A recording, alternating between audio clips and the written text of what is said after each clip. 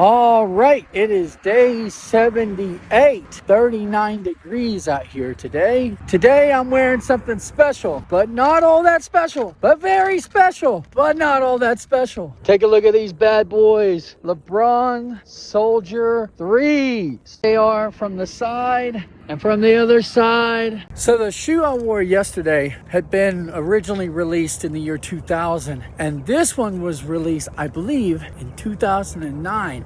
So a big gap of time in which I don't have any shoes from within those years between 2000 and 2009. I'll probably kind of correct that over time. But anyway, here we are in 2009, and I'm reviewing these shoes 17 years later. 2026. Now, the thing that got me interested in these shoes to begin with, because I'll just let it out here, I am not a big LeBron fan. I'm just not. And that's all I'm going to say about that for right now. But the thing that got me interested in these shoes was actually probably the greatest shoe reviewer of all time, Chris from Wear Testers. If you're into shoes, you know exactly who I'm talking about. But because I'm a fan of his content, I started going back to his earliest content. He had very humble beginnings, and at the time, like when he was first started making videos and stuff, one of his favorite shoes was this shoe right here, the Lebron Soldier 3. Now, those shoes looked a lot different back then. I'm gonna pause my walk for a second and show you something. So if you look at the soles of the shoes, they're brown. Well, that's supposed to be like a green. It's supposed to be like kind of an aqua green, a green. And oxidation, it's a bitch. It over time completely transformed the color of the shoe, and there's not really anything you can do about it. It is what it is. I was fortunate to even find this pair. He had referenced this shoe multiple times, and kind of always referenced it as one of his all-time favorites, wishing that that there was a return, that they would re-release this shoe. So upon his recommendation, I started just hunting for the shoe, and I found out it was extremely obscure at that point. It had been, a decade after the release or more, and I was just trying to hunt for them anywhere I could. eBay, Facebook Marketplace, Mercari, everywhere, and I could not find them in my size, and if I did see anything, they were completely ratted out. So they just weren't available. I literally searched for years for this pair of shoes, and was it worth the wait?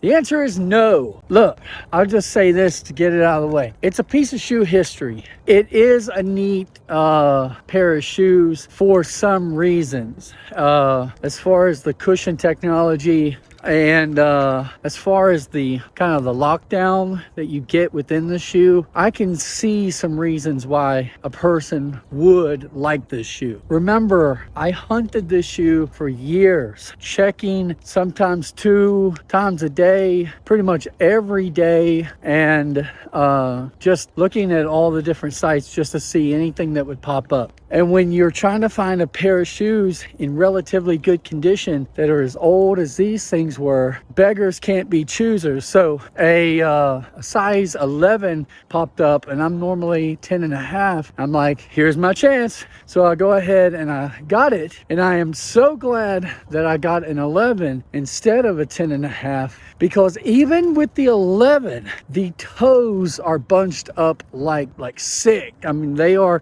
crazy bunched up. You can see at the toes, they are tapered in like very, very sharp, and it's extremely stiff there. So there's no forgiveness, guys.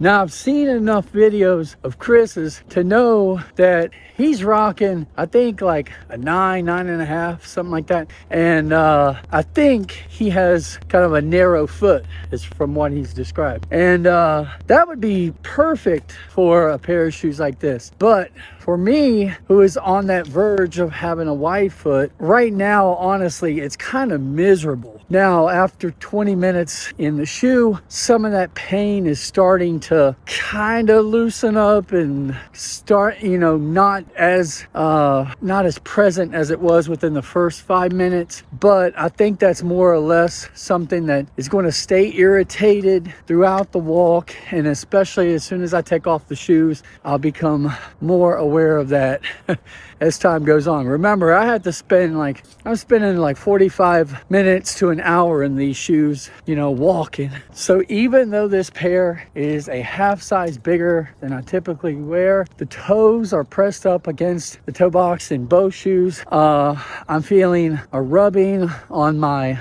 third toe and my right foot, the pinky toe really bad, and the left foot, that one's the worst.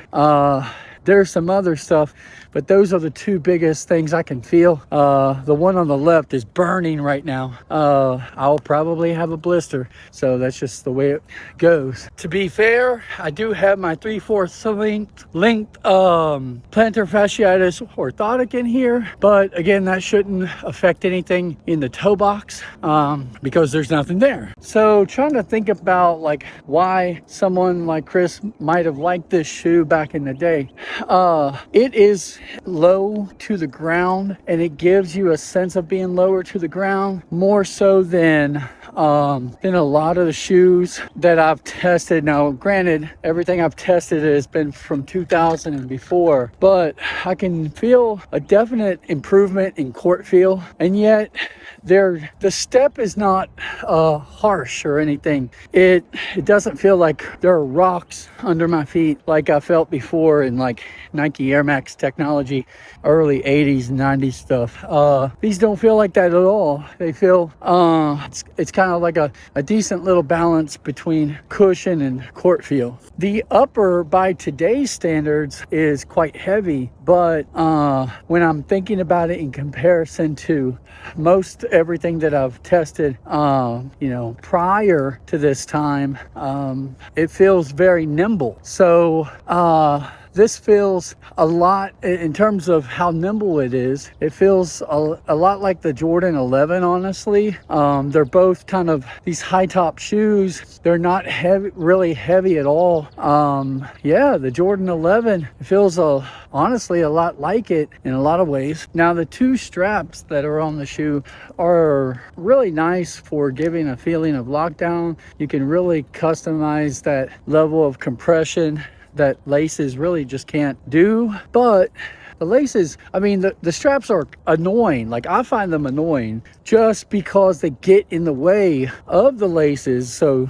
you're trying to, get the laces right, and the entire time you're fighting against these straps that are wanting to come down. And when they come down, they lock down with that Velcro, and the Velcro gets into the laces as well. So, it's just kind of annoying. I was really lucky to find this pair of shoes in the condition that they were in. There was no apparent glue issues like sole separating, and I could tell that the laces had not been frayed that much from constant reapplication of the straps and stuff. So this was like a super clean pair. The grip was all there, so it looked like someone had bought them, wore them a few times, and mainly kept them in a box. But no matter how good you take care of your shoes, oxidation is just going to do its thing. And so even within this pair, as nicely as they were cared for, you still see yellowing of the glue, and you see of course that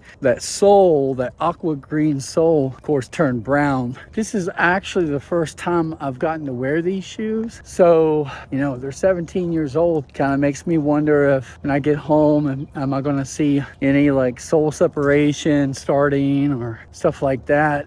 It's quite interesting. I'm 30 minutes into the walk. The toes on the left foot are kind of in excruciating pain at this point. I'm also noticing where it creases at the forefoot. On top of the foot, it's starting to kind of press into the top of the foot. Not cool.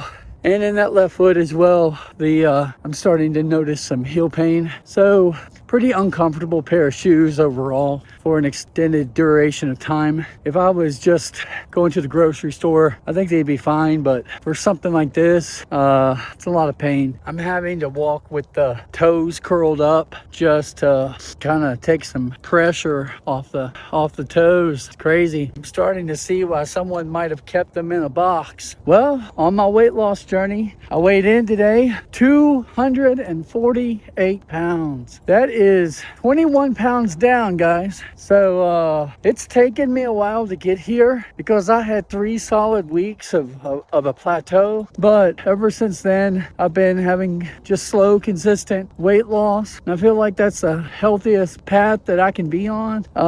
So I'm extremely happy with where I'm at. 21 pounds down. Can't complain about that. In addition to what I'm already doing, I'm going to go ahead and start implementing, I did as of yesterday, one thing I'll start doing is adding 15 minutes of activity after every meal. So if I'm able to, I will eat a meal and then hop on the exercise bike for 15 minutes, and hopefully if the videos that I've been watching are true, it should help me target some of this visceral fat around the midsection. So we'll see.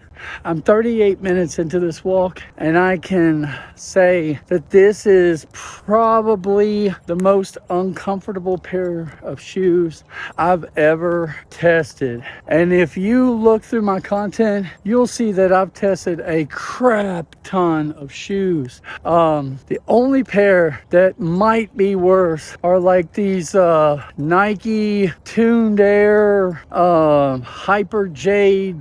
I can't even remember what they were called. They were so bad, but this is right up there with them.